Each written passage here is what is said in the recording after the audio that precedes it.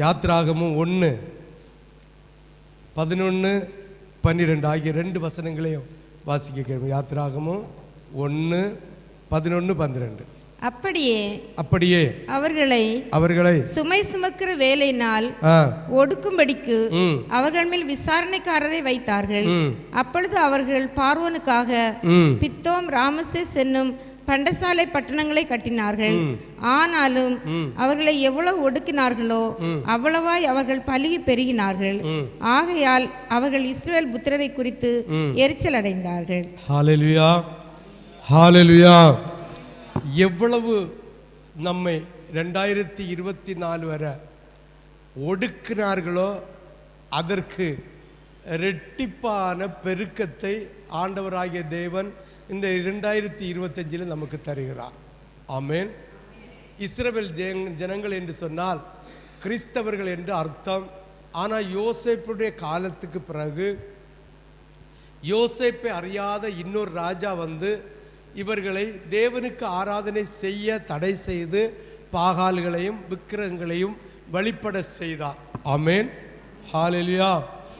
ஆனால் அந்த ஜனம் முற்பிதாக்கள் தேவனுடைய வாக்குத்தத்தத்தை பெற்ற பிள்ளைகள். ஆமென்.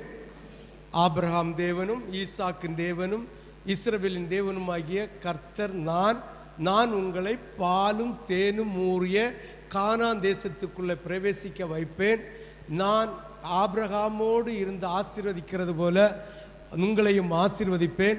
ஆபிரகாமை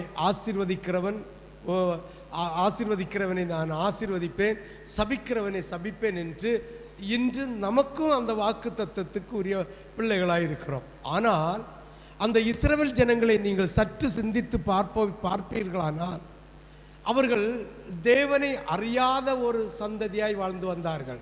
தேவனுடைய சந்ததி, வாக்குத்தத்தம் பெற்ற சந்ததி, தேவனுடைய வார்த்தைகளை பெற்ற சந்ததி கிட்டத்தட்ட ஒரு 200 வருஷம் தாண்டி போகும்போது தேவனுக்கு ஆராதனை செலுத்துகிற முறையே மறந்து போயிட்டார்கள். அவர்கள் பாகாலை வழிபடுகிற முறையிலே, குறி கேட்கிறதிலே, அஞ்ஞானம் பார்க்கிறதிலே, நாள் பார்க்கிறதிலே, அயோக்கியமானதை செய்கிறதிலே அவர்கள் அந்த எகிப்து ஜனங்களோடு இவர்கள் செய்து கொண்டிருந்த காலகட்டம். ஆமென், ஹல்லேலூயா, ஹல்லேலூயா. அதனால அந்த சமயத்தில் ஆண்டவர் அந்த பிள்ளைகள்கிட்ட பார்த்து, டேய் நீ எனக்கு ஆராதனை செய்யலை, உன்னை கொன்று போடுவேன்னு சொல்லவே இல்லை. ஆமென். உன்னை நான் நிர்மூலமாக்க போகிறேன், சபிச்சு போடுவேன்னு சொல்லவே இல்லை.